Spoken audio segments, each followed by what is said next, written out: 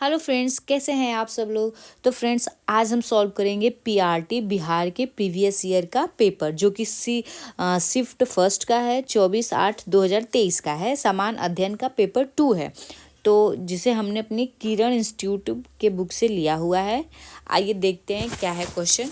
ऊर्जा के स्रोत जो कार्बन उत्सर्जन में वृद्धि नहीं करते हैं में शामिल है। नाभिकीय ऊर्जा संयंत्र, सौर सेल, पवन चक्कियाँ, उपयुक्त में से एक से अधिक या उपयुक्त में से कोई नहीं। तो हमारा ऑप्शन जो है 4 करेक्ट हो जाएगा, क्योंकि सौर सेल भी जो है इससे भी ऊर्जा उत्सर्जन नहीं होता है, पवन चक्कियों से भी नहीं होता है। अब आते हैं अपने अगले क्वेश्चन की तरफ। हमारा अगला क्वेश्चन है, आहार श्रृंखला में संक्रामित श्रृंखला को कहा जाता है। आहार जाल, आहार तंत्र या आहार स्तर। तो आहार जाल कैसे फ्रेंड्स, क्योंकि जब आहार श्रृंखला बनती है तो विभिन्न जीवों का एक जीव का ही विभिन्न विभिन्न श्रृंखलाओं में यूज होने लगता है। तो इस तरह से कई तरह के जाल बन जाती है, जिसे हम आहार जाल कहते हैं।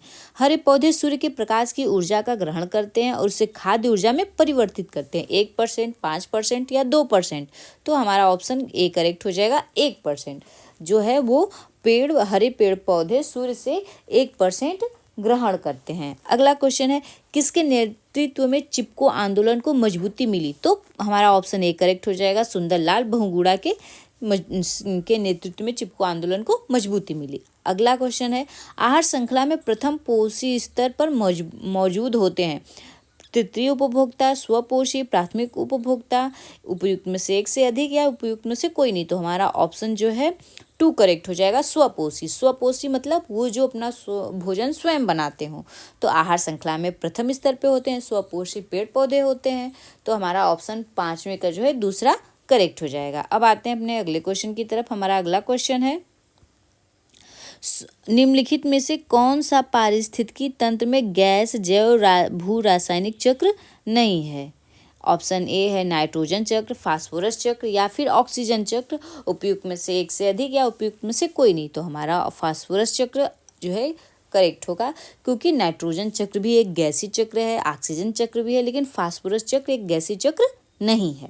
निम्नलिखित में से कौन सा जीव क्लोरोफिल की उपस्थिति में सूर्य के प्रकाश का उपयोग कर अकार्बनिक पदार्थों को कार्बनिक यौगिकों में परिवर्तित करता है। जंतु, स्वपोषी, कुछ जीवाणु, उपयुक्त में से कोई नहीं, उपयुक्त में से एक से अधिक या फिर उपयुक्त में से कोई नहीं। तो हमारा ऑप्शन 7 का जो है 4 करेक्ट हो जाएगा। उपयुक्त में से एक से अधिक। जो जंतु भी जो हैं कुछ अकार्बनिक पदार्थों का यूज करते हैं और उन्हें कार्बनिक में करते हैं, लेकिन क्लोरोफिल की उपस्थिति में नहीं। लेकिन स्वपोषी में जैसे कुछ जीवाणु को मान लेते हैं, जीवाणु हो जाएंगे और स्वपोषी पेड़ पौधे हो जाएंगे। तो हमारा ऑप्शन 4 करेक्ट हो जाएगा। ये जंतु जो है ये ऑप्शन नहीं है, वो होगा बकिया ये दोनों की वजह से ये 4 ऑप्शन करेक्ट हो जाएगा। आगे है, निम्नलिखित में से किसके पास उच्च ऊर्जा स्तर और छोटा तरंग दैर्ध्य होता है। दृश्यात्मक विकिरण, अवरक्त विकिरण, पराबैंगनी विकिरण, उपयुक्त में से एक से अधिक या फिर उपयुक्त में से कोई नहीं। तो हमारा ऑप्शन 3 जो है करेक्ट हो जाएगा। पराबैंगनी किरण जो होती है इनका ऊर्जा स्तर उच्च होता है और तरंग दैर्ध्य इनकी छोटी होती है। प्रत्येक पोषी स्तर पर गैर अपघटनीय रसायनों के लगातार रासायनिक संचयन की प्रक्रिया को के रूप में जाना जाता है।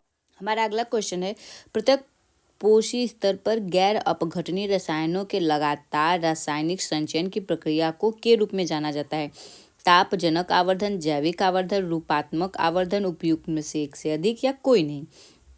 तो हमारा ऑप्शन जो है 2 करेक्ट हो जाएगा। जैविक आवर्धन, जब किसी भी श्रृंखला में कोई भी गैर अपघटनीय या हानिकारक रसायन एंट्री कर जाता है, आ जाता है, तो उसे हम जैविक आवर्धन कहते हैं। ये काफ़ी हानिकारक होता है, जैसे कि मछलियों से पक्षियों में DDT हो जाती है। अब आते हैं अपने अगले क्वेश्चन की तरफ। जनसंख्या की क्षमता किसके द्वारा निर्धारित की जाती है। सीमित संसाधन, जनसंख्या वृद्धि दर, जन्म दर, उपयुक्त में से एक से अधिक या उपयुक्त में से कोई नहीं। तो ये सीमित संसाधन के द्वारा जो है निर्धारित की जाती है। अब आते हैं अपने अगले क्वेश्चन की तरफ। मेथेमोग्लोबिनीमिया निम्नलिखित में से किसके दूषित पानी पीने के कारण होता है? Phosphate, nitrate, cadmium. उपयुक्त में से एक से अधिक, उपयुक्त में से कोई नहीं। तो नाइट्रेट की अधिकता के कारण ये जो होता है रोग होता है, नाइट्रेट की अधिकता वाले जल के सेवन से। पारितंत्र में ऊर्जा का प्रवाह होता है त्रिदिशक, बहुदशक या एक दशकी। तो हमारा ऑप्शन एक तीसरा करेक्ट हो जाएगा, एक दशकीय। पारिस्थितिकी तंत्र में ऊर्जा जो होती है एक दशकी होती है, मतलब एक ही तरफ जाती है, एक स्तर से अपने अगले स्तर की तरफ जाती है, न कि वापस फिर उसी स्तर में आ जाती है, ऐसा नहीं है। तो ये एक दशकीय है। अगला क्वेश्चन है, निम्नलिखित में से कौन सा पारिस्थितिकी तंत्र का संगठक है? सूक्ष्म जीव, जंतु, पादप। उपयुक्त में से एक से अधिक या उपयुक्त में से कोई नहीं। तो हमारा ऑप्शन जो है चौथा करेक्ट हो जाएगा कि पारिस्थितिकी तंत्र के घटक होते हैं, जंतु होते हैं, पादप होते हैं। अब हम आते हैं अपने अगले क्वेश्चन की तरफ। अगला क्वेश्चन है, निम्नलिखित में से कौन सी गैस लैंडफिल से उत्पन्न होती है? तरल petroleum gas, sulphur dioxide, methane. उपयुक्त में से एक से अधिक, उपयुक्त में से कोई नहीं। तो हमारा ऑप्शन जो है चार करेक्ट हो जाएगा। मीथेन भी निकलती है, सल्फर डाइऑक्साइड भी निकलती है, तो हमारा ऑप्शन चार हो जाएगा। निम्नलिखित में से कौन जंगल में आहार श्रृंखला का प्रतिनिधित्व करते हैं? पादप, खरपतवार, मछली। पादप हिरण, शेर। पादप मेढक, सांप। उपयुक्त में से एक से अधिक, उपयुक्त में से कोई नहीं। तो हमारा ऑप्शन टू करेक्ट हो जाएगा। पादप पेड़ पौधे, पेड़ पौधों को जो है हिरण खाता है, हिरण को शेर खाता है, और ये सभी जो है जंगल में उपस्थित रहते हैं। तो हमारा ऑप्शन टू जो है करेक्ट हो जाएगा। अगला क्वेश्चन है, पर्यावरण में प्लास्टिक की क्रिया द्वारा विघटित नहीं होगा? परजीवी, जीवाणु, मृतोपजीवी। या उपयुक्त में से एक से अधिक या उपयुक्त में से कोई नहीं। तो हमारा इसमें जो है 16 का ऑप्शन टू करेक्ट हो जाएगा। जीवाणु, जीवाणु को इंग्लिश में बैक्टीरिया बोलते हैं। जीवाणुओं के द्वारा जो होता है प्लास्टिक जो है विघटित नहीं होता है। परजीवी से विघटित कर देते हैं, मृत्युपजीवी भी कर सकते हैं, लेकिन जीवाणु बैक्टीरिया नहीं कर पाते हैं। अगला क्वेश्चन है, अंग्रेजी में A=1, B=2, P=4 हो तो निम्नलिखित में से कौन सा 3 को दर्शाएगा? अभी अगर हम देखें इसको, तो इसको हम देखते हैं, 1 जो होता है वो 1 नंबर पे है, और D दिया है, D को इसने दिया है 2 नंबर पे, और P को दिया है इसने 4 नंबर पे। 1 का स्क्वायर 1 होता है, और ये D जो है ये 4 नंबर पे रहता है, तो 4 का ये स्क्वायर 2 किया है। और P जो होता है, P का नंबर 16 होता है, P का नंबर, तो 16 का ये स्क्वायर होता है 4, स्क्वायर हो गया। और हमसे 3 का पूछा है, 3 नंबर पे जो है 3 नंबर पे आता है, 3 का जब स्क्वायर है तो 3 का निकालेंगे वर्गमूल, तो हो जाएगा 9, और 9 नंबर पे आता है I। तो हमारा ऑप्शन 3 करेक्ट हो जाएगा, I। हमारा ऑप्शन ये 4 का स्क्वायर हो गया, तो हमारा ऑप्शन आई करेक्ट हो जाएगा। आगे है, दो संख्याएं 21-10 के अनुपात में हैं, यदि उनका मस 11 है तो संख्याओं का योग बताओ। तो हम लोग क्या करेंगे कि मान लेंगे कि जो संख्याएं, दोनों संख्याएं जो हैं दी हुई हैं, तो इनका योग 21 + 10 हो गई। अब इनका जो मल्टीप्लाई है 11 से कर देंगे, तब हमारा आंसर आ जाएगा। अब 21 और 10 को जोड़ने पे 21 10 31 हो जाएगा, 31 × 11 करेंगे तब आ जाएगा हमारा 11 एक नम 11, 11 3 33, और 1 34, 347। ऑप्शन 2 करेक्ट हो जाएगा।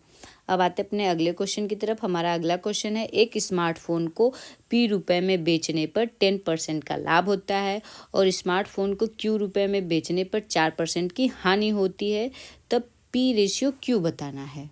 तो हम इसे P/Q भी P रेशियो को P/Q लिख सकते हैं। तो दिया है कि P रुपए में बेचने पर 10% का लाभ होता है, तो P रुपए में बेच रहा है तो इसको 10% का लाभ होता है। तो मान लेते हैं कि वस्तु का जो मूल्य है, क्रय मूल्य वो x रुपये है, इसका क्रय मूल्य जो है वो x रुपये है। तो x पे इसको प्रॉफिट, एक मिनट फ्रेंड्स, थोड़ा सा यहाँ स्पेस मिल नहीं पा रहा है, तो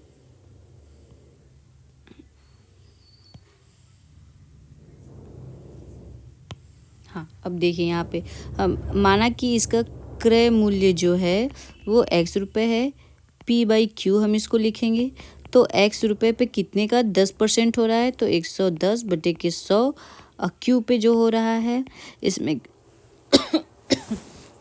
इसमें क्या हो रहा है फ्रेंड्स, तो इसमें 4% की हानि हो रही है, 4% की हानि हो रही है, यानी 96% ये आ जाएगा, 96/100।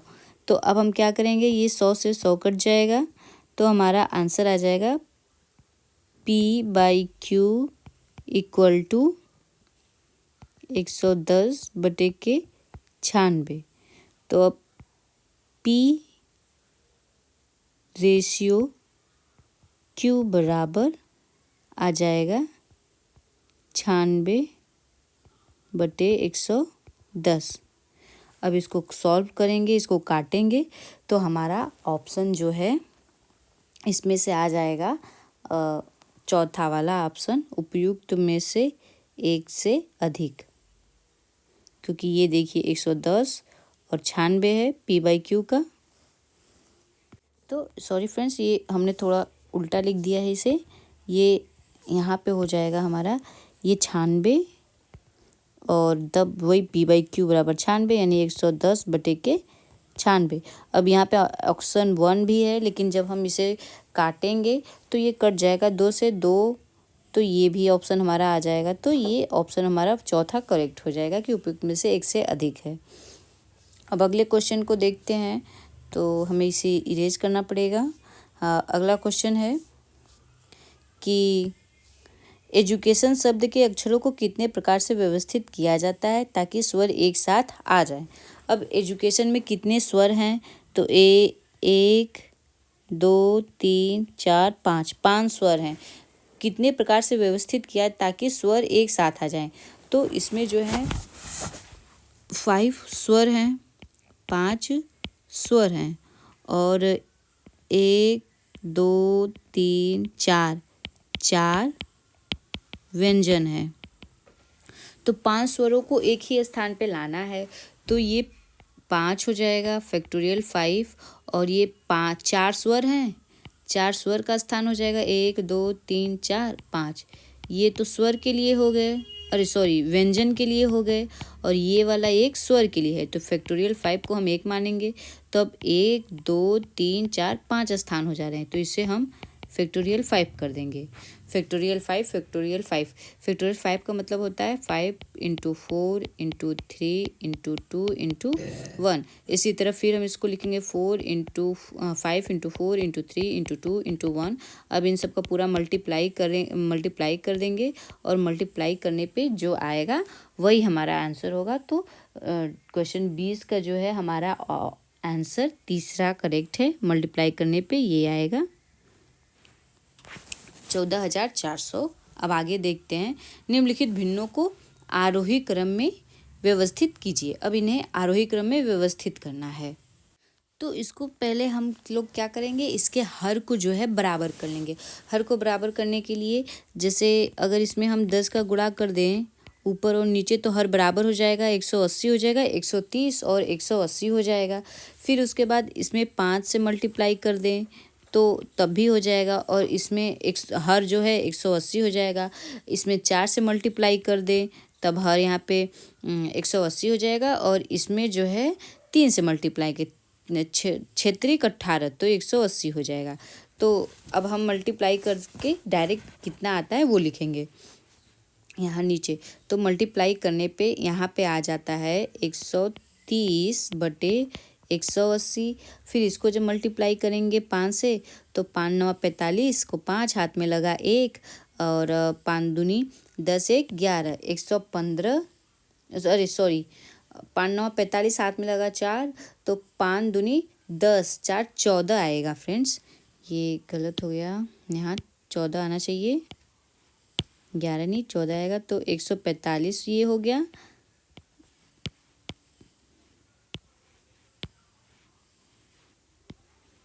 145 बटे 180 हो जाएगा।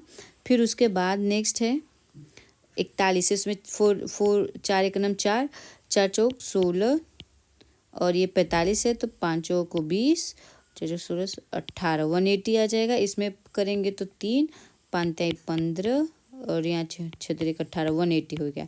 अब इसमें हम देखेंगे कि कौन सी भिन्न बड़ी है कौन सी छोटी है। तो सबसे ज़्यादा बड़ी ये है जिसका अंश बड़ा है, तो 164 सबसे बड़ी है। उसके बाद जो है ये वाली बड़ी है 153/180 हो गई। उसके बाद फिर ये है 145/180 और उसके बाद फिर 130/180। तो अभी 130 सबसे लास्ट है, यानी 13/18 लास्ट है। तो 13/18 इसमें भी ये तो गलत हो जाएगी। इसमें 41 है तो तीसरे नंबर की 41 है, तो ये तो ठीक है। उसके बाद 51 थर्ड है और थर्ड का 153 आया है, हाँ ये भी सही है, ये भी सही है। उसके बाद देखेंगे हम ये 145 किसका है, थर्ड ये सॉरी 164 तो आ गया यहाँ पे तीसरे का, तो ये सही हो गया। अब हमारा चौथा बचता है जो कि है चौथे नंबर पे 145 जो कि 29/36 की है। 29/36 यानी सबसे छोटा 13/18, तो हमारा ऑप्शन 2 जो है वो करेक्ट हो जाएगा। अब आते हैं अपने अगले क्वेश्चन की तरफ। अगला क्वेश्चन है दिए गए चित्र में कितने वर्ग हैं। वर्ग निकालने के लिए इसका ट्रिक है फ्रेंड्स कि जैसे 1 2 3 4, इधर 4 खाने हैं। अब ऐसे इसको ऊर्ध्वाधर गिनतेंगे तो 1 2 3 4, बस। अब इसको एकदम ऐसे लिखिए कि 3 3 2 2 4 है तो 4 4 3 3 2 2 1 1। अब इन सबको जो है मल्टीप्लाई करिए तो 4 चौका 16, 3 3 9, 2 दूनी के 4, 1 1 9 1 करके अब जोड़ दीजिए सबको। टोटल जोड़ेंगे 6 9 15, 15 5 20 को 0 हाथ में लगा 2 1 3 30। हमारा आंसर 30 करेक्ट हो जाएगा। इसमें कितने वर्ग हैं, 30 वर्ग हैं, 30 वर्ग हैं। अब आते हैं अपने अगले क्वेश्चन की तरफ। हमारा अगला क्वेश्चन है एक व्यक्ति अंडों को इस प्रकार टोकरी में रखता है कि प्रत्येक क्रमिक दिन पर रखे जाने वाले अंडों की संख्या पहले से टोकरी में मौजूद संख्या के बराबर है। मतलब जितना वो आज रख रहा है, अगर वो आज 1 अंडा रखता है तो टोकरी में पहले से 1 अंडा है। कल वो 2 अंडा रखेगा तो टोकरी में पहले से 2 अंडा है। मतलब जितना रखता है उतना टोकरी में पहले से ही मौजूद है। इस प्रकार टोकरी 24 दिन में पूरी भर जाती है। तो कितने दिनों के बाद टोकरी 1/4 भरी थी। कितने दिन के बाद टोकरी 1/4 भरी थी। 24 दिन में टोकरी जो है पूरी भर जा रही है, पूरी हो जा रही है। तो आधी कब रही होगी, तो आधी जो है वो 23वें दिन रही होगी, क्योंकि 23वें दिन आधी रही होगी। तभी ना जितना भरा है उतना ही उस आदमी ने ला के डाल दिया 24वें दिन, तो टोकरी पूरी भर गई। तो जब 24वें दिन पूरी आधी रही होगी तो उसके एक दिन पहले वो कितनी रही होगी, तो उसके एक दिन पहले 22वें दिन जो है वो 1/4 रही होगी। 1/4 यानी कि 1/4 रही होगी। तभी वो 1/4 ला के उसमें डाला, तभी वो 2/4 यानी 1/2 हो गई 23वें दिन। तो यानी हमारा ऑप्शन दूसरा करेक्ट हो जाएगा कि 22वें दिन जो है वो 1/4 भरी रही होगी। अगला क्वेश्चन है दो संख्याओं का योग 480 है। यदि बड़ी संख्या में 2% की कमी की जाती है और छोटी संख्या में 10% की वृद्धि की जाती है तो प्राप्त संख्याएं बराबर होती हैं। बड़ी संख्या है, दो संख्याओं का योग 480 है। मतलब दिया है कि उनका योग जो है वो 480 है। एक संख्या में जो है बड़ी संख्या में जोड़ने पे 2% की कमी हो जाती है और छोटी संख्या में 10% की वृद्धि करने पे बराबर आते हैं। तो इसको हम इस तरह से करेंगे। तो मान लेंगे कि जो संख्या है बड़ी संख्या, वो बड़ी संख्या जो है वो यक्स है, बड़ी संख्या यक्स है। तो और छोटी संख्या तब हमारी क्या हो जाएगी, छोटी संख्या हमारी हो जाएगी 480 माइनस एक्स हो जाएगी। अब प्रश्न में जो जिसे दिया है कि दोनों से बड़ी संख्या में 2% की कमी करते हैं, तो ये हो गई हमारी बड़ी संख्या, इसमें 2% की कमी की है तो 98/100 ये बराबर हो जा रही है। किसके बराबर ये हो जा रही है? तो ये 10% वृद्धि के साथ छोटी संख्या के, तो ये हमारी छोटी संख्या हो गई, इसमें 10% की वृद्धि कर दिए तो ये आ गया। अब हम इसको सॉल्व करेंगे तो हमारा इक्वेशन बन जाएगा, पहले इसको काट देते हैं, फिर इसको भी काट देंगे, तब इसको जब काटेंगे तो यहाँ हमारा आ जाएगा काटने के बाद 49x बराबर 55 40x माइनस ये आ गया। अब इसको मल्टीप्लाई करके घटा देंगे, यानी x बराबर कितना आएगा? तो x बराबर जो है हमारा 49x बराबर 55 इंटू 480 माइनस 55x। तो अब इसको लेके जाएंगे इधर और फिर जोड़ेंगे तो कितना आएगा? 9 5 14 को 4 हाथ में लगा 1 और 5 4 9 1 10 104 x बराबर 55 गुणे 480 हो जाएगा। तो 104 को हम यहाँ पे लिख देंगे 104 और यहाँ से 104 हट जाएगा, तो ये आ गया हमारा 104। अब इसको जब सॉल्व करेंगे तो हमारा आ जाएगा थर्ड आंसर 330 3300/13, ये हमारा आंसर हो जाएगा। अब आते हैं अपने अगले क्वेश्चन की तरफ। हमारा अगला क्वेश्चन है कि परिमित अनुक्रम 486 324 216 144 में अगली संख्या क्या होगी? तो इसमें क्या करेंगे फ्रेंड्स, ये जैसे हम देख रहे हैं ये 2/3 से इसको जो है मल्टीप्लाई करते जाएंगे और इसी तरह मल्टीप्लाई इसमें भी हुआ है 2/3 में, तो हमारी अगली जो संख्या आएगी वो 96 आएगी, 96 आएगी। अब अगले क्वेश्चन पे आते हैं फ्रेंड्स। ये क्वेश्चन कुछ क्लियर नहीं था, इसमें डाउट था, तो इसे छोड़ के हम अपने अगले क्वेश्चन की तरफ बढ़ते हैं। रिक्त स्थान में कौन सा पद आएगा? ये दिया हुआ है, यहाँ पे खाली स्थान है, ये इसके बाद ये आया हुआ है, तो कैसे इन्होंने सेट किया है यही हमसे पूछ रहा है। तो अगर हम देखें फ्रेंड्स, यहाँ पे जी है और जी और बी, ये जी और बी में कितने की गैपिंग आ रही है? तो जी और बी में 5 की गैपिंग आ रही है, 5 माइनस की हो जा रही है। अगर हम बी यहाँ पे बी लिख दें, BMDIY, तो देखेंगे तो यहाँ पे 5 माइनस हुआ है, जी में से 5 माइनस करेंगे तब बी आया है, आर से भी 5 पीछे आएंगे तब एम मिल रहा है, आई से भी 5 पीछे आने पे डी, एन से भी 5 पीछे आने पे आई, और इस तरह मतलब 5 की माइनस हो रही है। तो उसी तरह अब ये जो आया है इसमें 5 जोड़ेंगे तब हम उसके पास जाएंगे। एफ के बाद 5 गिनी तो एफ के बाद क्या आता है? के बाद जी आता है, तो एफ के बाद GHIJK, तो के मतलब पहला लेटर के है, वही ऑप्शन सही है, तो हमारा ऑप्शन 3 जो है करेक्ट हो जाएगा। अगला क्वेश्चन है प्रयागराज से पटना जाने के 5 मार्ग हैं और 4 मार्ग पटना से कोलकाता जाने के हैं। पटना होते हुए प्रयागराज से कोलकाता जाने के कितने संभव रास्ते होंगे? तो पहले तो है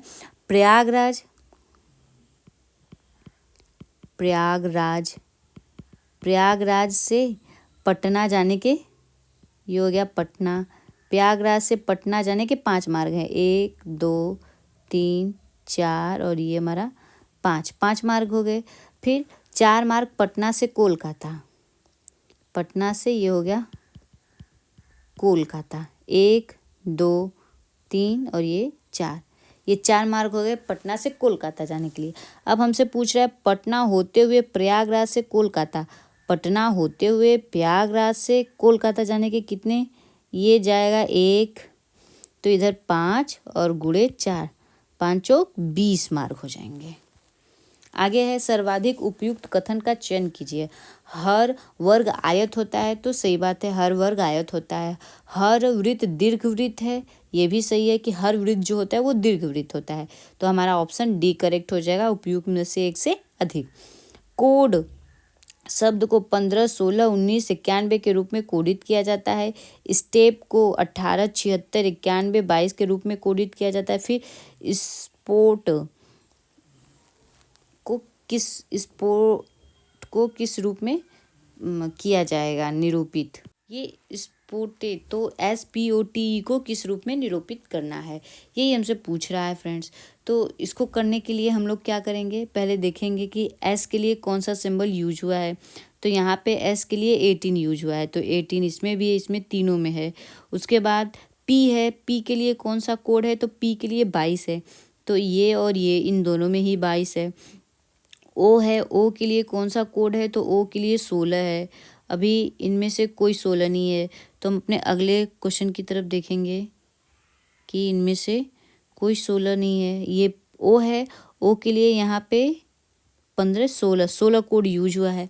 तो हमारा इसमें जो है ऑप्शन 16, एक मिनट फ्रेंड्स, ये P है। S के लिए जो कोड है, S के लिए 18 कोड है, और उसके बाद P है, और P के लिए 22 कोड है। P के लिए 22 है।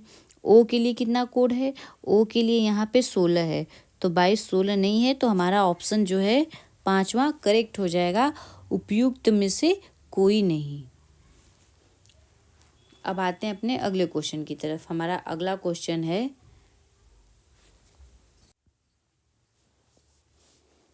एक मिनट फ्रेंड्स, ये इस क्वेश्चन में कुछ डाउट है, तो हम इसे एक बार फिर से देखते हैं क्या है। यहाँ पे SPOT है, S के लिए जो कोड है, S के लिए वो कोड हमारा 18 है, तो यहाँ पे 18 तो तीनों में है, तो इसलिए तो 18 सही है। उसके बाद P का कोड 22 है। अच्छा हाँ, यहाँ पे ये P है, P का कोड हो गया 22। अब उसके बाद O बच रहा है, और O का कोड कितना है, तो O का कोड 16 यहाँ पे दिया हुआ है, O का कोड 16 है। तो हमारा ऑप्शन तीसरा करेक्ट हो जाएगा, ये 5 नहीं, ऑप्शन नंबर 3 करेक्ट होगा। हमारा ऑप्शन जो है 3 करेक्ट हो जाएगा। इसे हम इरेज कर देते हैं। अब आते हैं अपने अगले क्वेश्चन पे। अगला क्वेश्चन है, एक वृत्त का क्षेत्रफल 40 पाई स्क्वायर है। वृत्त की त्रिज्या के बराबर भुजाओं वाले वर्ग का क्षेत्रफल है, इसे निकालना है। एक वृत्त का क्षेत्रफल दिया हुआ है 40 पाई स्क्वायर। वृत्त का क्षेत्रफल क्या होता है, वृत्त का क्षेत्रफल होता है पाई आर स्क्वायर। तो ये यहाँ पे हो जाएगा 40 पाई स्क्वायर बराबर पाई आर स्क्वायर। ये हमारा वृत्त का क्षेत्रफल हो गया। ये हमारा वृत्त का क्षेत्रफल हो गया पाई आर स्क्वायर।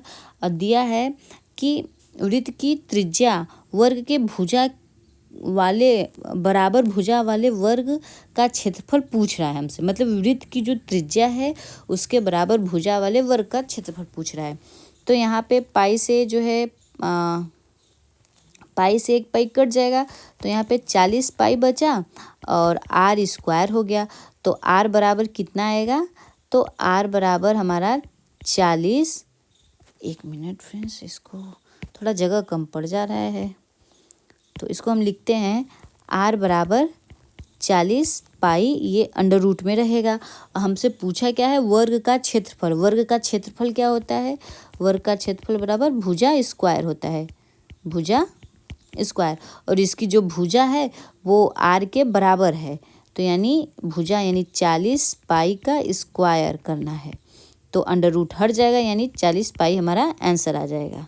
आंसर ए हमारा करेक्ट हो जाएगा। आगे है, समूह में से भिन्न शब्द चुनिए। पुस्तक, कागज, पेंसिल, पेन, रबड़। तो इसमें से कौन है, कागज जो है वो भी लिखने के लिखा जाता है, पेंसिल लिखने के काम आती है, पेन भी इरेज करने मिटाने के काम आता है, रबड़ जो होता है पेन लिखने के काम आता है, और इरेजर जो है वो मिटाने के काम आता है। तो ये सारी स्टेशनरी के बुक्स, स्टेशनरी के एक तरह से सामान हो गई, लेकिन पुस्तक जो है वो पढ़ने के काम आती है।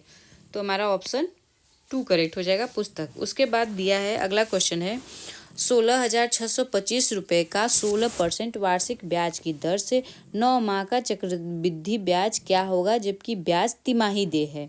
तो इसको हम कि ब्याज यहाँ पे तिमाही लग रहा है, तो पहले हम क्या करेंगे, 9 को जो है वो 3 से भाग करेंगे। पहले समय निकालेंगे तिमाही के लिए, तो n इक्वल टू हमारा कितना आ जाएगा, 9/12 गुणे 4, क्योंकि तिमाही लग रहा है और हर 9 आ रहा है, तो 4 से मल्टीप्लाई कर देते हैं, तो हमारा आ गया 3। ये हो गया हमारा जो है समय आ गया 3। अब उसके बाद निकालेंगे रेट अपना आर बराबर, तो आर बराबर निकालेंगे तो आर में 16% दिया है, तो 16% को हम लोग भाग दे देंगे किससे, 4 से, तो 4 आ जाएगा। अब हम इसको 4% आ जाएगा। अब हम इसको कैसे सॉल्व करेंगे, तो इसके लिए एक फार्मूला होता है, अभी मैं इसको लिख दे रही हूँ फ्रेंड्स, आप इसको कर लीजिएगा। चक्रवृद्धि ब्याज बराबर चक्रवृद्धि ब्याज बराबर होता है, चक्रवृद्धि ब्याज बराबर होता है 1 ब्याज बराबर 1 प्लस r अपॉन 100 के पावर n-1। आप इस फॉर्मूले में इसको अब रख करके सॉल्व कर लेंगे, तो आपका जो है आंसर 3 आ जाएगा, 1951 रुपये। अब आते हैं अपने अगले क्वेश्चन की तरफ। समीकरण इतने 3k² minus 25kx plus k plus 8 equal to 0 के मूलों का गुणनफल 3 हो तो k है, तो k का मान इसमें हमको k का मान बताना है। तो मूलों का गुणनफल क्या होता है, मूलों का गुणनफल जो होता है उसमें हम लोग लेते हैं c अपॉन मूलों का, यानी मूलों को बोलते हैं अल्फा और बीटा, तो अल्फा या बीटा, या इसको हम लिखते हैं मूलों का गुणनफल ही सीधे लिखते हैं, अल्फा बीटा नहीं लिखते हैं। मूलों का गुणनफल बराबर होता है c अपॉन a, तो हमारा c k प्लस 8 है, a बराबर 3k है। अब इसको जब सॉल्व करेंगे तो आ जाएगा मूलों का गुणनफल, यहाँ पे कितना दिया है 3 बराबर 3, 3 3 यहाँ पे 3 हो जाएगा, 3k प्लस 8 अपॉन 3k लिख देते हैं, फिर यहाँ मल्टीप्लाई हो जाएगा, तो 3 3 9k बराबर k प्लस 8। अब इस k को इस तरफ लेके जाएंगे, माइनस हो जाएगा, तो 8k होगा, तो k बराबर कितना आएगा, 1 आ जाएगा, ये होगा। अब आते अपने अगले क्वेश्चन की तरफ। हमारा अगला क्वेश्चन है लॉग पावर 32 बेस √2 का मान बताना है। तो इसको जब सॉल्व करेंगे तो पहले लिखेंगे इसको लॉग 32 कैसे है, तो ये 2 का 5 बार जब 2 के पावर 5 हो जाएगा, क्योंकि 5 बार 2 का जब मल्टीप्लाई करेंगे तो 32 आएगा। और फिर ये √2 है, तो इसे हम 2 के पावर 1/2 लिख सकते हैं, इस तरह से लिख दिया हमने। फिर ये जो पावर होती है लॉग के नियम में ये आगे आ जाती है, तो 5 log 2 हो जाएगा, 5 log 2, एक मिनट फ्रेंड्स, हाँ ये रहा, 5 log 2 हो जाएगा, कि जो अब 5 log 2 हो गया, और यहाँ पे 2 के पावर 1/2 है, 2 के पावर 1/2 है, तो हम 1/2 को भी जैसे 5 को आगे ले गए थे उसी तरह आगे ले जाएंगे इस पावर को भी, तो ये हमारा हो जाएगा 1/2। अब जब इसको सॉल्व करेंगे तो 5 × 2 into log to the power 2 into 2, 5 दूनी के 10 हो जाएगा 10, और log 2 के पावर 2 का मान होता है 1, तो हमारा आंसर 10 आ जाएगा। आगे है एक समकोण त्रिभुज की ऊंचाई इसके आधार से 6 सेंटीमीटर कम है, यदि त्रिभुज का कर्ण √218 सेंटीमीटर हो तो अन्य दो भुजाओं को ज्ञात करो। अभी यहाँ पे दिया है कि एक त्रिभुज है, और इस त्रिभुज को मान लिया हमने ABC है, हाँ, इसमें इसके आधार से 6 सेंटीमीटर कम है, यानी जो BC है, B और C, BC को हमने x मान लिया, BC से आधार कम है, कितने 6, यानी x-6 हो जाएगा, ये x-6 हो गया, सॉरी ये कर्ण है तो इसका दिया है 218, और ये x हो जाएगा, और ये AB बराबर x हो जाएगा,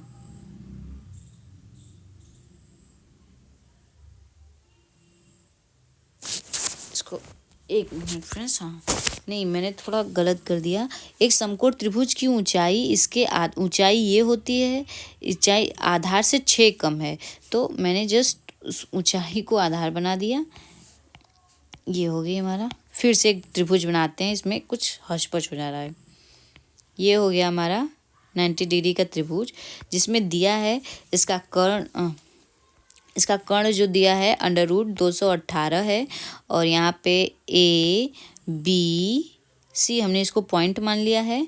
अब इसको सॉल्व करते हैं तो ये जो है इसकी ऊंचाई आधार इसकी x मान लेते हैं, और इसकी ऊंचाई x-6 हो जाएगी, x-6 मान लेते हैं, यानी ए बी बराबर x-6 है और BC बराबर यक्स है। अब इसको सॉल्व करेंगे तो फार्मूला होता है AC² पैथागोरस प्रमेय से AC² AB² plus BC²। AC हमारा दिया हुआ है अंडर रूट में 218 का स्क्वायर बराबर, इसको आगे देखते हैं, 218 का स्क्वायर बराबर AB कितना है, AB है x-6 का स्क्वायर प्लस BC x का स्क्वायर। जब इसको सॉल्व करते हैं तो ये आ जाएगा 218 बराबर x² plus 36 minus 12x plus x²। x² से x² हो जाएगा 2x² माइनस 12x प्लस 36 बराबर 218। जब इसको माइनस करेंगे तो हमारा आ जाएगा कितना, इसको जब 36 को माइनस करेंगे तो ये हो जाएगा 2x² माइनस 12x माइनस 182 बराबर 0। ये जब 36 को 218 से माइनस करेंगे तो 182 आएगा, फिर इसको पक्षांतर करेंगे तो माइनस 182 हो जाएगा। अब हम इसको सॉल्व करेंगे, क्या करते हैं, अब हम इसको काट लेते हैं, 2 से इसको काट देते हैं, तो यहाँ पे हो जाएगा हमारा x² माइनस 6x माइनस 91 अब इक्वल टू 0। अब क्या करेंगे, 6 को दो पार्ट में बांटेंगे, 91 को 2 पार्ट में बांटेंगे, जिसका मल्टीप्लाई करने पे 91 आए और जोड़ने या घटाने पे 6 आए। तो x² 13 सत्ते 91 होता है, तो minus 13x plus 7x minus 91 बराबर 0 हो जाएगा। तो यहाँ पे हम लिखेंगे, यहाँ पे x को कॉमन ले लेते हैं, x कॉमन लिया तो x माइनस 13 हो गया, फिर प्लस यहाँ पे 7 कॉमन लेते हैं तो x, और इसको जब करेंगे तो ये 13 बढ़ जाएगा, यानी x बराबर हो जाएगा 13 और x बराबर -7। तो हमारा आंसर जो आएगा वो 13 सेंटीमीटर आएगा, क्योंकि माइनस में नहीं दूरी होती, तो हमारा आंसर 13 आ गया। अब इसमें हम देखते हैं कहाँ पे 13 दिया हुआ है, ये रहा हमारा 13 नहीं दिया हुआ है फ्रेंड्स, तो यानी हमारा ऑप्शन जो है 5 आ जाएगा कि उपयुक्त में से कोई नहीं। अब अगला क्वेश्चन है, यदि √1 प्लस 27/179 अरे 69 बराबर 1 प्लस x बटा के 13 हो तो x का मान बताओ। तो इसे हम सॉल्व कैसे करते हैं, आइए देखते हैं फ्रेंड्स। पहले तो क्वेश्चन जो लिखा है हम डायरेक्ट यहीं से सॉल्व कर देते हैं। जब 36 का एलसीएम लेते हैं तो 169 हो जाएगा, और यहाँ पे एक बढ़ जाएगा तो 169 आ जाएगा। 169 प्लस 270 बराबर 13, 1 प्लस x बटा के 13 लिख दिया। अब इसको जोड़ेंगे तो 9 7 16 को छो हाथ में लगा 1, 6 2 8 1 9 बटे के 1 16 बराबर 1 प्लस x बटे के 13। इसका भी एलसीएम ले लेते हैं यहीं पे। तो अगर इसका एलसीएम लेते हैं तो यहाँ पे हो जाएगा 13 प्लस x हो गया यहीं पे। अब इसको और आगे सॉल्व करते हैं तो ये अंडर रूट लगा ही रहेगा अभी, हाँ, तो इसको जब हल करेंगे तो 196 14 का स्क्वायर होता है और ये 13 का स्क्वायर होता है, बराबर 13 प्लस एक्स बटे के 13 आ गया। अब इसको और आगे जब सॉल्व करेंगे तो हमारा आंसर जो एक्स बराबर 1 आएगा। एक्स बराबर 1 कैसे आएगा, तो एक्स का मान निकालते हैं तो यहाँ पे हो जाएगा 14 बटे के 13 गुणे 13 बटे के 13 बराबर एक्स हो जाएगा। 13 से 13 कट जाएगा 14 और 13 से 13 कट जाएगा तो और इससे ये कट जाएगा तो x बराबर हमारा 1 आएगा। और यहाँ पे 13 रहेगा ना, 1 माइनस 13, इसमें माइनस है तो हमारा आंसर जो आएगा ये 13 से 13 कट जाएगा तो 14 बटे के 13 आएगा। अब ये माइनस लगा हुआ है तो ये माइनस तो रहेगा नहीं, तो हमारा आंसर जो है 5वां आ जाएगा, उपयुक्त में से कोई नहीं। अब इसको आगे देखते हैं। किसी धातु के एक ठोस गोले की त्रिज्या 3 सेंटीमीटर है, इसे 4 मिमी व्यास का कितना लंबा तार खींचा जा सकता है। तो पहले तो यहाँ पे गोला दी, ठोस गोला है और व्यास का लंबा तार जो आएगा वो बेलन हो जाएगा। तो ठोस का जो ठोस गोले का आयतन बराबर बेले का आयतन, गोले का आयतन बराबर बेलन का आयतन। और गोले का आयतन क्या होता है, 4 बटे के 3 पाई आर क्यूब होता है और बेलन का होता है पाई आर स्क्वायर एच। ये गोले का हो गया, बेलन का हो गया। अब यहाँ पे दिया है गोले 4 बटे के, तो इसको सॉल्व करते हैं अगर, तो 4 बटे के 3 पाई को पाई ही लिख देते हैं, आर बराबर गोले की त्रिज्या 3 सेंटीमीटर है तो 3 का क्यूब बराबर यहाँ पे पाई को छोड़ देते हैं, और यहाँ पे आर दिया है। आर मतलब वही 4 मिमी व्यास का, 4 मिमी व्यास है तो इसको हम अगर 4 मिमी व्यास दिया है तो पहले तो व्यास को त्रिज्या में बदलेंगे तो 2 से डिवाइड करेंगे और मिमी को जो है सेमी में बदलेंगे तो 10 से भाग देंगे। तो 10 से भाग देंगे तो यहाँ पे हमारा 2 बटे के 10 आ जाएगा, 2 बटे 10 का स्क्वायर इंटू एच।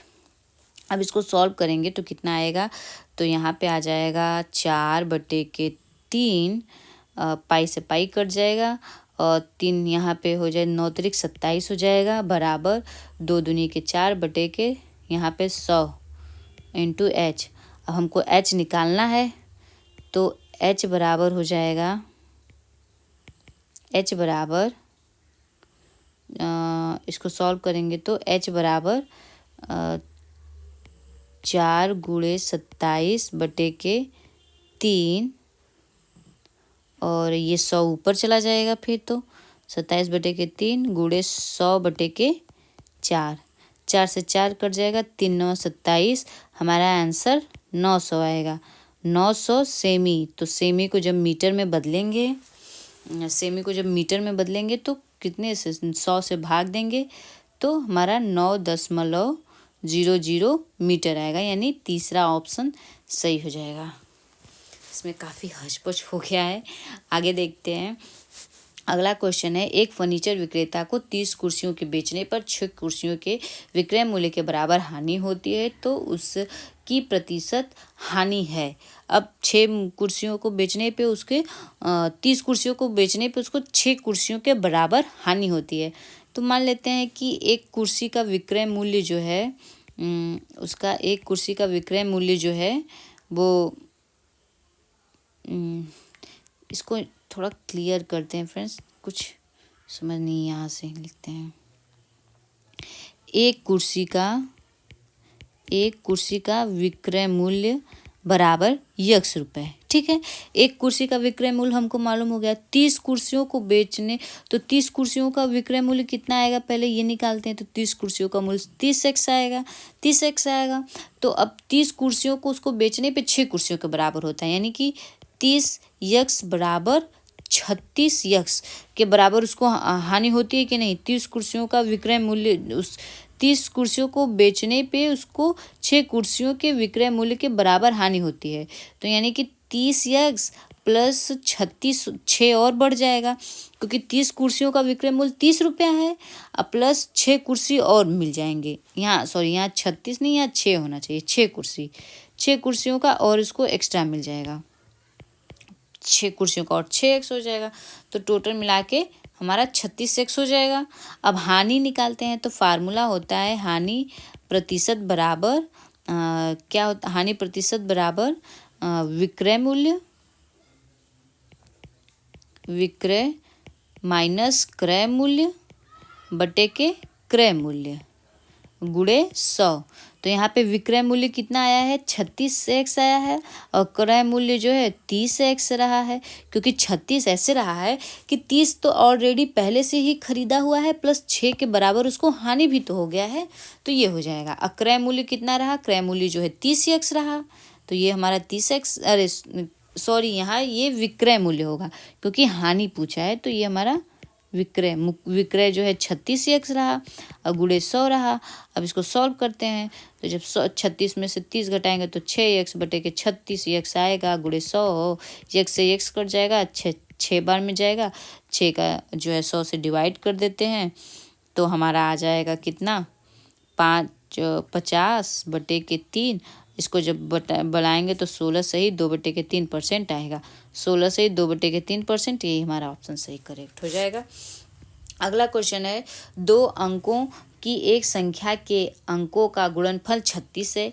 यदि संख्या में से 45 घटा दिया जाए तो अंक आपस में बदल जाते हैं, तो संख्याएं हैं। यानी 2 अंक दिया हुआ है, 2 अंकों की एक संख्या है, तो मान लेते हैं वो संख्या जो है 10x प्लस वाई है। 10x इसलिए माने क्योंकि y इकाई है और x दहाई पे है, तो 10x, दहाई मतलब 10 होता है, तो इसीलिए इसको 10x मान लिए हैं। फिर उसके बाद क्या दिया है, इनका गुणनफल यानी x और y का गुणनफल कितना है, 36 है। चलो x y का गुणनफल 36 मान लेते हैं। अब फिर उसके बाद क्या दिया है कि यदि संख्या में से 45 घटा दिया जाए तो अंक आपस में बदल जाते हैं, यानी कि हो जाते हैं 10y माइनस प्लस x बराबर, यदि संख्या में से 45 माइनस 45 कर देते हैं तो 45 हो जाता है। 1 मिनट, ये इक्वेशन यहाँ नहीं बन पा रहा है, इसे हम नीचे बनाते हैं। यहाँ दिया है ना कि 45 घटाने पर तो अंक आपस में बदल जाते हैं, तो संख्या हमारी है 10x प्लस वाई माइनस 45 बराबर 10y प्लस x। आपस में अंक जो है बदल जाते हैं, तो अब आपस में अंक बदल गए, अब इसको सॉल्व करते हैं। तो जब हम इसको सॉल्व करेंगे तो पहले तो इसको लाएंगे इधर, तो यहाँ पे 9x हो जाएगा, फिर y को ले जाएंगे यहाँ पे x की साइड पक्षांतर करेंगे, तो ये -45 बराबर कितना 9y हो जाएगा। अब x को भी यहाँ पंचांतर करते हैं, तो यहाँ पे -9x हो जाएगा। अब जब यहाँ -9 हो गया, या तो फ्रेंड्स हम इसको एक लाइन और ऊपर से ही अलग करते हैं कि इसको ऐसे पक्षांतर करते हैं। यहाँ पे हमारा कितना था 10y ना, इसको ऐसे करते हैं, x को लाते हैं इस तरफ, तो यहाँ पे 9x हो जाएगा, 9x, और 45 को ले जाएंगे उस साइड, 10y को लाते हैं एक साइड, तो यहाँ पे -9y बराबर 45 हो जाएगा पक्षांतर करने पे। अब हम 9 को कॉमन ले लेते हैं, तो यहाँ पे x माइनस वाई बराबर 45 आ जाएगा। अब इसको भाग देंगे तो 9 5 45, x माइनस वाई बराबर 5 आ जाता है। ये हमारा, इसको इक्वेशन 2 मान लो और इसको इक्वेशन 1। अब इक्वेशन 1 और 2 से इसको 1 कहाँ गया, ये तो आ गया x माइनस वाई। अच्छा, इसको इक्वेशन 1 मानते हैं, इसको 2 मानते हैं। हमें x माइनस वाई भी मालूम हो गया, अब हमें x प्लस वाई चाहिए, तभी हम इसको सॉल्व कर पाएंगे। तो x माइनस वाई हम लिखते हैं यहाँ पे, x माइनस वाई तो प्लस लिख करते हैं, x प्लस वाई का होल स्क्वायर बराबर होता है x माइनस वाई का होल स्क्वायर प्लस 4xy। ये फार्मूला होता है, ये फार्मूला होता है। तो इसी के अकॉर्डिंग हम करेंगे। हमें ये x माइनस वाई फाइंड भी करना है। तो यहाँ पे x माइनस वाई का मान दिया हुआ है।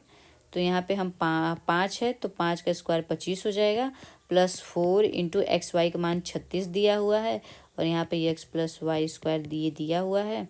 तो ये 25 है, 25 और 36, तो ये हो गया हमारा 25 प्लस 6 चौका 24 को 4 हाथ में लगा दो, 4 3 12 14 144 आ जाएगा। 144 को जब ऐड करेंगे तो 5 4 9 4 2 6 1, ये किसका स्क्वायर है? तो ये 13 का, यानी x प्लस वाई बराबर 13 आ गया। अब हम इक्वेशन 1 और इक्वेशन 2 से इसको सॉल्व करेंगे। ये हमारा इतना आ गया, तो ये हमारा इक्वेशन 3 है। अब इक्वेशन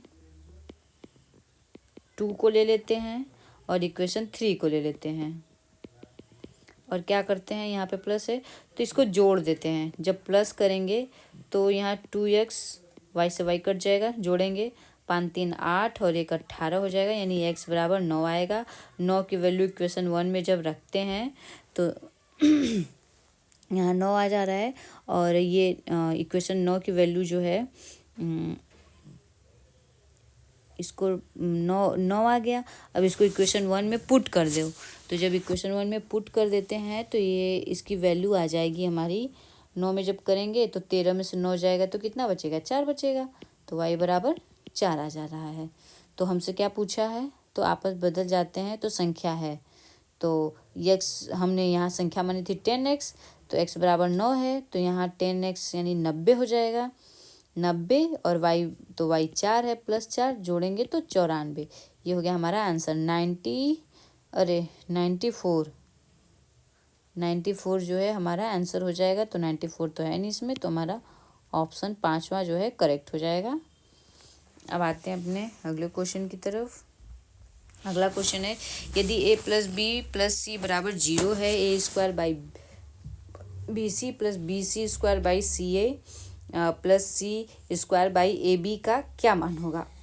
तो इसके लिए एक फार्मूला है जो पहले हम बता देते हैं, जो कि फार्मूला है कि जब a plus B plus C बराबर 0 हो, तो यहाँ पे मैं फार्मूला लिख दे रही हूँ फ्रेंड्स। तो a cube plus B cube plus C cube बराबर 3abc ये होता है। ये एक फार्मूला ही ऑलरेडी होता है। तो पहले हम क्या करेंगे, इसको सूत्र लिख दे रही हूँ। सूत्र ये होता है, तो यहाँ पे A square by B C plus B C, इन तीनों का जो है हम लोग एलसीएम ले लेते हैं। तो एलसीएम आएगा ए बी सी। यहाँ पे हो जाएगा बी सी से ये बी सी कट जाएगा, ए बचेगा, तो ए का मल्टीप्लाई ए स्क्वायर में करेंगे तो A cube plus B cube plus C cube आ जाएंगे। अब जब ये सब क्यूब आ गए तो A cube plus B cube plus C cube बराबर 3abc होता है। तो यहाँ पे 3abc by A B C हो जाएगा। ए बी सी से ए बी सी कट जाएगा, यहाँ पे 3 बचेगा, तो हमारा ऑप्शन फर्स्ट जो है करेक्ट हो जाएगा। अब ये क्वेश्चन दिया हुआ है, इसको जब सॉल्व करते हैं कि 4 के पावर x प्लस 1 प्लस 4 के power 1 minus x equal to 10 का हल है। तो इसको हल करने के लिए एकदम ईजी है। पहले क्या करेंगे कि 4 के पावर x प्लस 1 दिया है, तो हम इसको ऐसे लिख सकते हैं ना, 4 के power x into 4 plus 4 upon 4 के पावर x बराबर 10। अभी 4 के पावर x है, अब हम इसको सॉल्व करेंगे तो ये दिक्कत देगा। अगर हम इसे मान लें कि 4 के पावर x बराबर a, तो इजी रहेगा। तो 4 के पावर a मान लेते हैं, तो यहाँ पे हो जाएगा 4a plus 4 upon a equal to 10। अब इसको सॉल्व करते हैं, एलसीएम ले लेते हैं, तो कितना आएगा a, यहाँ पे हमारा a हो गया, यहाँ पे हो जाएगा 4a स्क्वायर प्लस 4 बराबर 10। 4a स्क्वायर प्लस 4 बराबर 10a। अब इसको इक्वेशन के फॉर्म में लिखेंगे, a 4a square minus 10a plus 4 equal to 0। तो अब इसको 10 को 2 भाग 4 चौक 16 4, तो इसको हम करते हैं 2 भागों में डिवाइड। अब इसको कैसे सॉल्व करेंगे, तो इसको 4a लिखेंगे,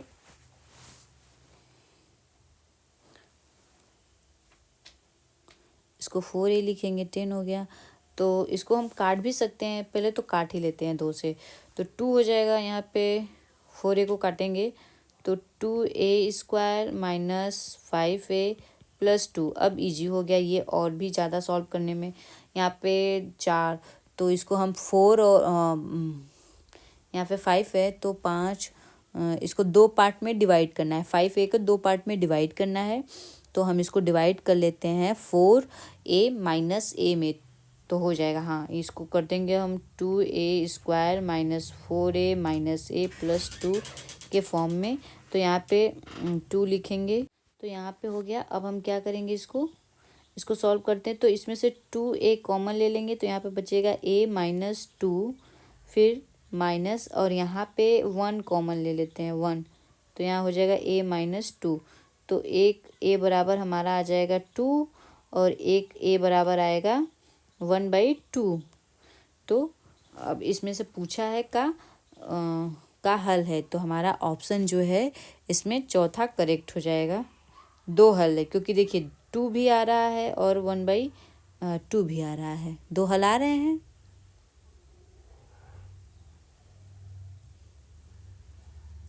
और a बराबर 1/2 है। अरे नहीं, अभी तो इसे हमें वो करना है ना, a का मान पुट करने। हमने a के पावर कितना 4x लिखा था, तो हमें x की वैल्यू, a की बजाय 4x की वैल्यू फाइंड करनी है। तो अगर हम इसको लिखते हैं a की जगह 4x, 4 के पावर x बराबर कितना है, 2 है।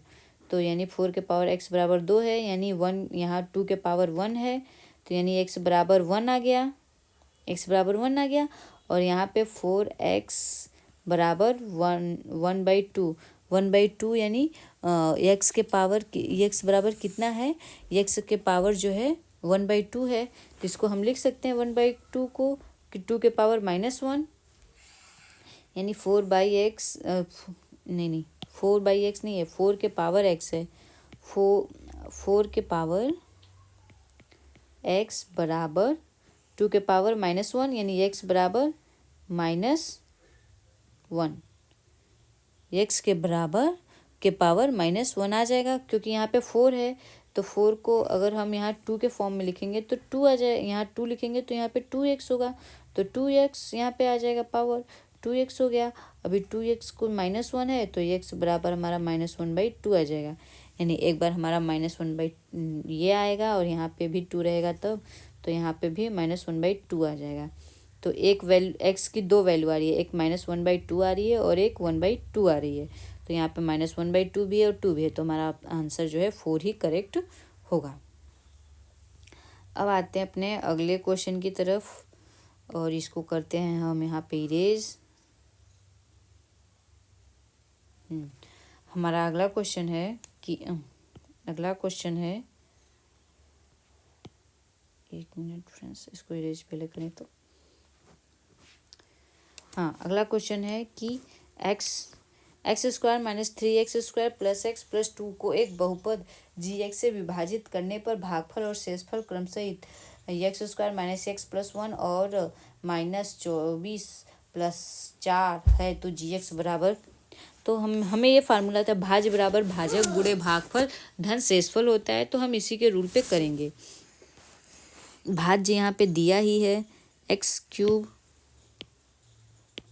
यहाँ पे भाज्य दिया हुआ है x³ - 3x² + x+2 बराबर gx, भी ये हो गया भाजक, प्लस भाजक गुणे भागफल।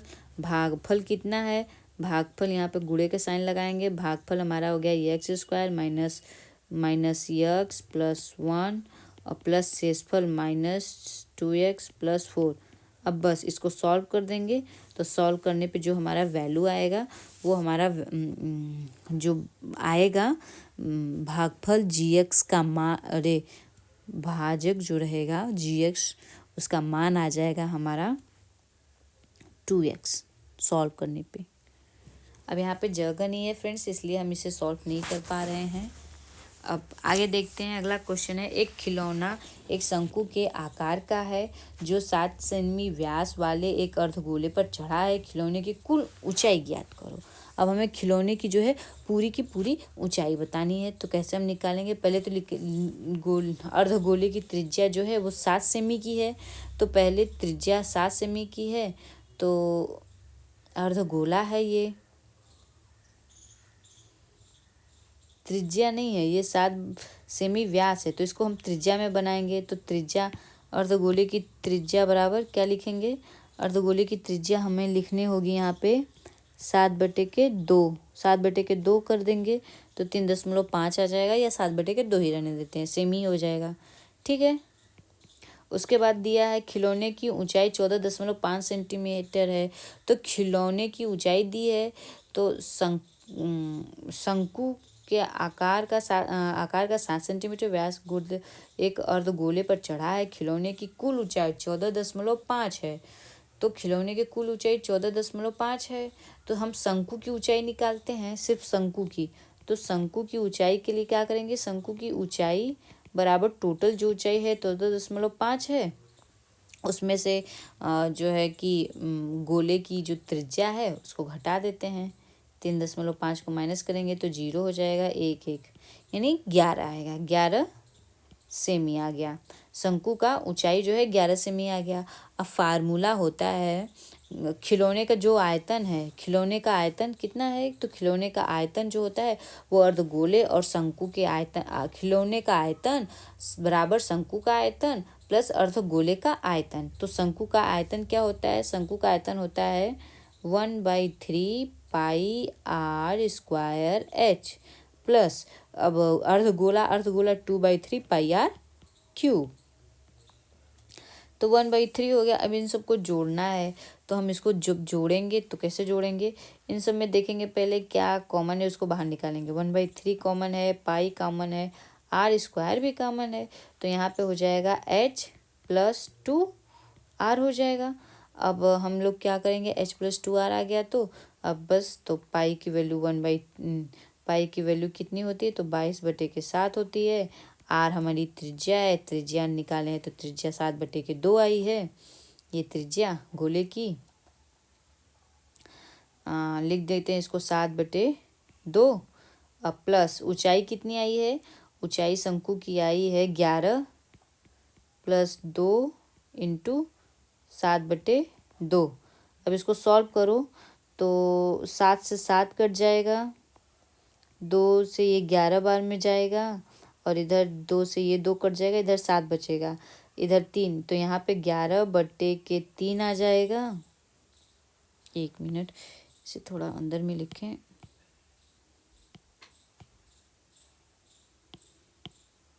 ये 7/2 रहेगा। हाँ, यहाँ पे अब बचा, यहाँ पे हो जाएगा हमारा,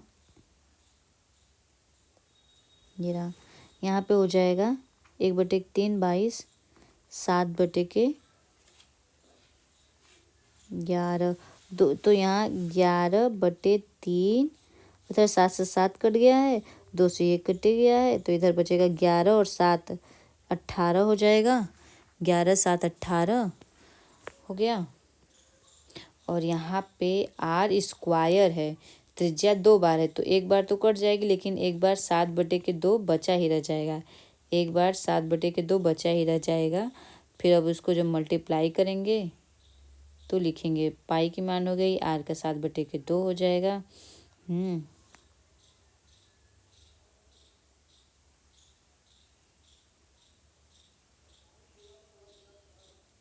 18 ये हो गया, ये 7/2।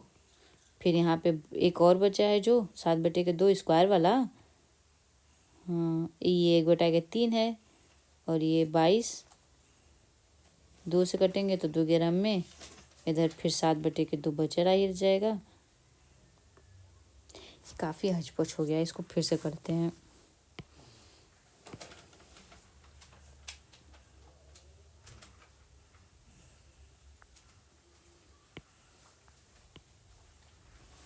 शंकु की ऊंचाई जो है वो तो 11 आई थी, हमने निकाली थी, तो टोटल ऊंचाई में से, इस टोटल में से जो है 3.5 माइनस करेंगे तो शंकु की ऊंचाई आ जाती है।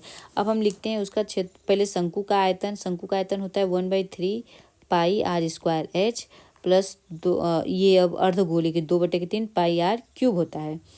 अब हम इसमें क्या करेंगे, कॉमन ले लेते हैं, 1/3 पाई आर स्क्वायर भी जाएगा, हाँ, तो यहाँ पे हो जाएगा कितना, h प्लस 2r हो जाएगा। अब 1/3 22/7 और पाई हो आर का मान कितना आया है 7/2 गुणे 7/2, h बराबर 11 प्लस 2 गुणे 7/2 आएगा। ये 2 से 2 कट जाएगा। अब इधर कुछ कटने लायक देखते हैं, तो 2 से ये कटा 11 बार में, तो यहाँ 11/3 और ये 7 से एक 7 कट जाएगा, गुणे 7/2, फिर 11 और ये 7 बचा, तो ये 18 हो जाएगा। अब 18 जब हो गया तब इसको सॉल्व करते हैं, तो 2 से कटेगा, 2 9 18, 9, ये 3 से काटेंगे 3 आया, तो 11 7 77, 77 गुणे 3 बराबर 7 3 21, 7 3 21 और 2 22, 221। हमारा आंसर जो आया इसमें 221 आ गया।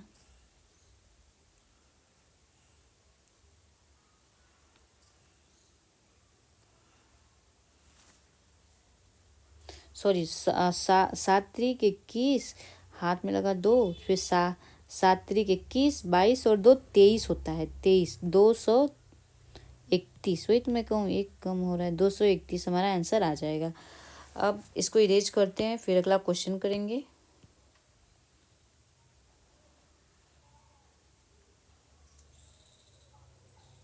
अगला क्वेश्चन है, किसी क्लब में सभी सदस्य या तो तंबोला या तो रम्मी में भाग लेते हैं। 320 रम्मी में भाग लेते हैं, 350 तंबोला में भाग लेते हैं और 220 दोनों में भाग लेते हैं।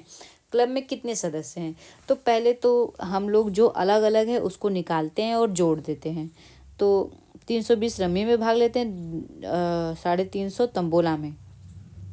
अब इन दोनों को जोड़ देते हैं, 350 प्लस 320 कितना आएगा, 0 5 2 7 और 3 3 6 670 हो गए। और जो दोनों में भाग लेते हैं उससे उनको माइनस कर देते हैं। सॉरी फ्रेंड्स, अब इसको माइनस करते हैं 220 से, तो यहाँ पे 0, 7 में से 2 गया 5 और इधर 6 में से 2 गया 4, 450 ऐसे खिलाड़ी जो हैं जो कि मतलब टोटल क्लब में सदस्य हैं। कितने सदस्य हैं? तो 450, हमारा ऑप्शन ए जो है करेक्ट हो जाएगा। अगला क्वेश्चन है, 2 वर्ष पहले ए की आयु के व्युत्क्रम और 2 वर्ष के बाद की आयु के व्युत्क्रम का योग 2/3 है। ए की वर्तमान आयु बताओ। तो मान लो कि ए की जो वर्तमान आयु है वो x है, तो 2 वर्ष पहले ए की क्या आयु होगी? 2 वर्ष पहले, तो x - 2 हो जाएगी। 2 वर्ष पहले, ये पहले का है, और 2 वर्ष के बाद, और इसका व्युत्क्रम क्या होगा? तो व्युत्क्रम जो होगा 1/x - 2 हो जाएगा।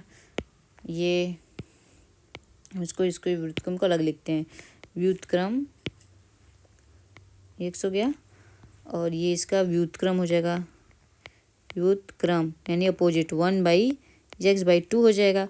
उसी तरह 2 वर्ष के बाद यानी प्लस हो जाएगा, यानी x + 2 हो जाएगा, और उसका व्युत्क्रम हो जाएगा 1/x + 2 हो जाएगा। का योग, अब योग दिया है यानी इन दोनों को जोड़ना है, तो 1/x - 2 प्लस 1/x + 2 बराबर 2/3 दे रहा है। अब इसको एलसीएम जब लेंगे तो x - 2 x + 2 आएगा, यहाँ माइनस वाला कट जाएगा, यहाँ x + 2, यहाँ x - 2 रहेगा, बीच में प्लस रहेगा। अब इसको सॉल्व करते हैं तो क्या आता है, जब इसको लिखेंगे इस तरह से तो ये हो जाएगा हमारा x + 2 plus x - 2 upon x, ये वर्गांतर का फार्मूला x - 2 x + 2 बराबर x² + 4, यानी a + b a - b बराबर a² - b² के फार्मूले पे है। तो हम इसको यहाँ पे लिख देंगे x² - 4, ठीक है। अब आगे ये 2 से 2 कट जाएगा, बराबर 2/3 दिया है, तो अब यहाँ पे आएगा 2x अपॉन x² - 4 बराबर 2/3। अब इसको मल्टीप्लाई करो, 3 दूनी के 6x बराबर 2x² माइनस 16। अब इसको लेंगे तो 2x² माइनस 6x माइनस 16 बराबर 0। जब इसको 2 से फिर इसको काटेंगे और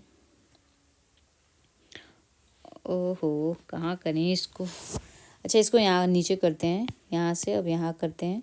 तो जब इसको सॉल्व आगे करेंगे तो यहाँ हमारा आ जाएगा x² minus 3x minus 8 equal to 0। अब इसको सॉल्व करेंगे, 8 है तो इसको हम लिख सकते हैं, इसको काटेंगे जब मतलब 2 पार्ट में, ऐसा 8 को विभाजित करें कि मल्टीप्लाई करने पे 8 है और जोड़ने या घटाने पे 2 आए। तो इसको हम करेंगे जब, तो यहाँ पे हम लिख सकते हैं इसको 3 और 2 के फॉर्म में इसको कर सकते हैं।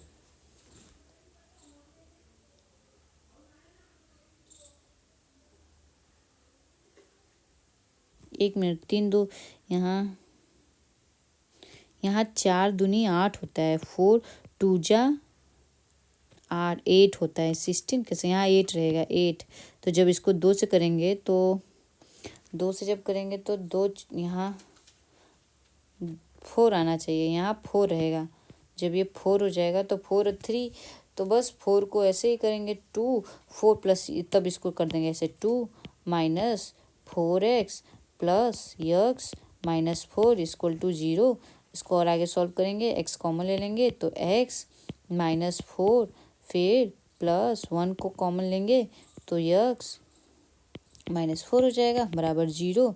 फिर इसको सॉल्व और आगे करेंगे तो x माइनस 4 आएगा, x प्लस 1 आएगा, x बराबर कितना आएगा 4 आएगा और माइनस 1 आएगा, x बराबर 4 और माइनस 1 आएगा। तो उसमें पूछा है कि वर्तमान आयु क्या होगी, तो वर्तमान आयु जो है 4 होगी।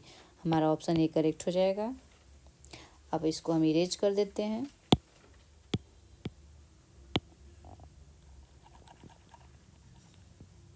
अगले क्वेश्चन को देखते हैं क्या है। अगला क्वेश्चन है के किस मान के लिए समीकरण, एक मिनट इसको तो इरेज ही नहीं किया, के किस मान के लिए समीकरण का निकाय x माइनस 4y बराबर 2 3x प्लस 2y बराबर माइनस 5 एक अनूठा हल है। तो x माइनस के वाई बराबर 2 3x प्लस 2y बराबर माइनस 5। यहाँ इसका गुणांक लेंगे तो 1/3 इसका x का गुणांक 1/3 हो जाएगा। हमें k की वैल्यू लानी है तो 1/3 जो है किसके इक्वल नहीं आएगा, तो 1/3 जो है नॉट इक्वल है किसके, के y का गुणांक लेंगे तो y/2 के नॉट इक्वल है। तो अब बस इसका मल्टीप्लाई अपोजिट तिर्यक गुणा कर देते हैं, तो यानी k बराबर हो जाएगा 2/3 और k माइनस है तो यहाँ माइनस रहेगा 2, यानी हमारा ऑप्शन 2 जो है करेक्ट हो जाएगा। अगला है एक वृत्त की त्रिज्या 14 सेमी है। एक वृत्त की त्रिज्या जो है 14 सेमी है और एक त्रिज्यखंड सेक्टर का क्षेत्रफल 102.7 सेमी है। त्रिज्यखंड का केंद्रीय कोण क्या होगा। तो हम एक वृत्त बनाते हैं, ये रहा हमारा वृत्त। अब इस वृत्त में जैसे ले लेते हैं त्रिज्यखंड, एक ये वृत्त मान लीजिए हमारा ओ हो गया, ए हो गया और ये बी हो गया, ए बी, और ये हमारा थीटा एंगल हो गया। तो जो दूरी ओ से ए की रहेगी वही दूरी ओ से बी की भी रहेगी, दोनों एक प्रकार से त्रिज्या ही होंगी कि नहीं। तो दोनों त्रिज्याएं हैं। और वृत्त का क्षेत्रफल क्या होता है, वृत्त का क्षेत्रफल होता है πr²। तो वृत्त का क्षेत्रफल बराबर πr²। तो पाई 22/7 होता है, आर बराबर 14 गुणे 14 है। तो 7 से काटेंगे, 7 दूनी 14, 14 दूनी 28, 28 इसको लिख सकते हैं ना 22 गुणे 28 सेमी में आया है। त्रिज्यखंड जो दिया हुआ है, त्रिज्यखंड का क्षेत्रफल जो दिया है वो हमारा 102.7 है। तो त्रिज्यखंड का केंद्रीय कोण क्या होता है? तो इसका फार्मूला होता है त्रिज्यखंड का केंद्रीय कोण, त्रिज्यखंड का केंद्रीय कोण बराबर होता है 360 डिग्री बटे के जो क्षेत्रफल है, वृत्त का क्षेत्रफल गुणे वृत्त का क्षेत्रफल गुणे त्रिज्यखंड का क्षेत्रफल। अब इसी पे सॉल्व कर लेते हैं। तो ये हमारा 360 बटे के इसका क्षेत्रफल कितना आया है? इसका क्षेत्रफल आया है 22 गुणे 28 और गुणे 102.7। अब इसको जब सॉल्व करेंगे तो हमारा 60 डिग्री आएगा आंसर डी का। अब आगे देखते हैं, अगला क्वेश्चन है, खाने के डिब्बे पर जिंक के बजाय टिन की परत चढ़ी होती है क्योंकि टिन की तुलना में जिंक अधिक प्रतिक्रियाशील है। खाने के डिब्बों पर जिंक के बजाय टिन होता है क्योंकि टिन जिंक की तुलना में अधिक प्रतिक्रियाशील होता है। जिंक टिन की तुलना में महंगा होता है। टिन की तुलना में जिंक का गलनांक अधिक होता है। उपयुक्त में से एक से अधिक या उपयुक्त में से कोई नहीं। तो हमारा ऑप्शन जो है ए करेक्ट हो जाएगा कि जिंक टिन की तुलना में अधिक प्रतिक्रियाशील होता है, यानी टिन की तुलना में जिंक अधिक प्रतिक्रियाशील होता है। हमारा ऑप्शन एक जो है करेक्ट हो जाएगा। अंडाशय द्वारा कौन सा कार्य किया जाता है? अंडाशय द्वारा कौन सा कार्य किया जाता है? एस्ट्रोज का स्राव, डिंबन का निर्माण, प्रोजेस्टेरोन का स्राव। उपयुक्त में से एक से अधिक, तो उपयुक्त में से एक से अधिक हमारा हो जाएगा क्योंकि ये जो कई काम करते हैं, जो है अंडाणु कई प्रकार के डिंब ग्रंथियां होती हैं जिसमें डिंब का निर्माण होता है। तो हमारा ये ऑप्शन भी सही हो जाएगा। और इसमें जो है एस्ट्रोन, प्रोजेस्टेरोन से एस्ट्रोन जो हार्मोन्स भी रिलीज होता है, तो ये भी हो जाएगा, यानी हमारा ऑप्शन 4 करेक्ट हो जाएगा।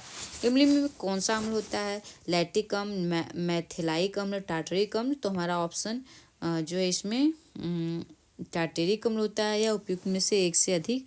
तो हमारा इसमें जो है इमली में जो है टार्टरिक अम्ल होता है, ऑप्शन 3 करेक्ट हो जाएगा। अगला है कोलीफॉर्म क्या होता है? कोलीफॉर्म अति ठंडे वातावरण में पाया जाने वाला बैक्टीरिया है। प्राणियों के पाचन नाल में उपस्थित बैक्टीरिया है। हाँ, तो ये प्राणियों के पाचन नाल में उपस्थित बैक्टीरिया होता है। अगला है विद्युत विभव को मापने के लिए किस उपकरण का प्रयोग किया जाता है? वोल्टमीटर का, पोटेशियोमीटर का, गैल्वेनोमीटर का, या फिर उपयुक्त में से एक से अधिक, उपयुक्त में से कोई नहीं। तो वोल्टमीटर का विद्युत विभव मापने के लिए वोल्टमीटर का प्रयोग किया जाता है। चुंबकीय क्षेत्र है आयाम रहित मात्रा, अदिश मात्रा, सदिश मात्रा, उपयुक्त में से एक से अधिक। तो चुंबकीय क्षेत्र क्या है? सदिश है, इसमें दिशा होती है। सदिश किसमें होते हैं? जिसमें परिणाम और दिशा होती है। तो चुंबकीय क्षेत्र एक सदिश है क्योंकि इसमें परिणाम और दिशा होती है। एक व्यक्ति पृथ्वी पर अधिक भार किस स्थिति में धकेल सकता है? जमीन पर लेटने की स्थिति में, बैठने की स्थिति में, खड़े होने की स्थिति में, उपयुक्त में से एक से अधिक, उपयुक्त में से कोई नहीं। तो खड़े होने की, जब हम खड़े होते हैं तो काफ़ी अधिक मात्रा में अपने बल का प्रयोग करके किसी चीज़ को आसानी से धकेल सकते हैं। प्रिज्म से गुजरने पर अधिक अपरिवर्तित होने वाली प्रकाश की तरंगें हैं। अपरिवर्तित कौन सी तरंगें जो होती हैं वो अधिक अपरिवर्तित होती हैं? तो इसमें जो है हमारा नीला,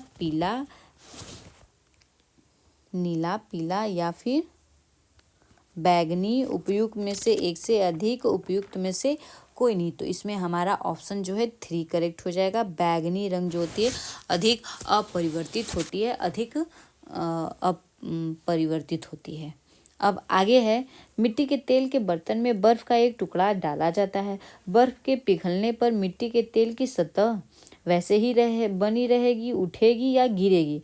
तो जब मिट्टी के तेल के बर्तन में बर्फ का टुकड़ा डाला जाएगा तो उसकी सतह जो होगी वो गिरने लगेगी। मिट्टी के तेल की सतह जो होगी वो गिरने लगेगी। ऐसा इसलिए होता है, क्यों गिरने लगेगी? क्योंकि पानी की तुलना में जो है मिट्टी का तेल कम घन का होता है। जब बर्फ पिघलती है तो यह ठोस अवस्था से तरल अवस्था में बन जाता है। तो इस तरह इसका घनत्व जो होता है कम हो जाता है। ठीक है, पानी की तुलना में कम घन होता है, इसलिए ये गिरने लगता है इसकी सतह।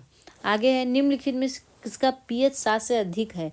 सिरका का, गैस्ट्रिक जूस का, रक्त प्लाज्मा का, या किसका? तो सिरका जो होता है, सिरका एसिडिक होता है, तो जाहिर सी बात है कि ये इसका पीएच जो है 7 से कम होता है। गैस्ट्रिक जूस भी जो होता है एसिडिक नेचर का होता है, ये भी 7 से कम होता है। रक्त प्लाज्मा जो होता है ये जो होता है बेसिक होता है, तो यही है 7 दशमलव कुछ पॉइंट होता है, तो ये 7 से अधिक होता है। तो ये तो आप जानते हैं कि जो 7 से कम होते हैं वो अम्लीय होते हैं, जो जिनका पीएच 7 से ज़्यादा होता है वो क्षारीय होते हैं। एक सामान्य नेत्र लेंस की नाभिक दूरी होती है लगभग 2 सेमी, 1 मिमी या 25 सेमी।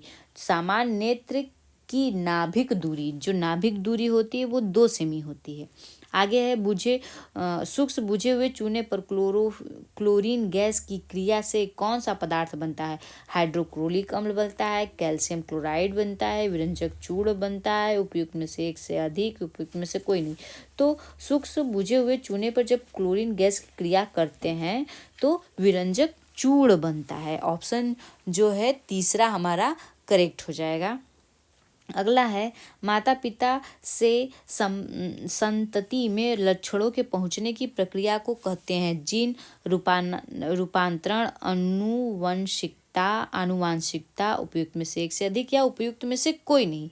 तो जब संतान, माता पिता के जो गुण होते हैं जब वो संतान में जाते हैं तो इस क्रिया को हम आनुवांशिकता बोलते हैं। ओम के नियम के सत्यापन के लिए ध्यान रखने वाली बात। फ्रेंड्स, अब आज के वीडियो में इतना ही।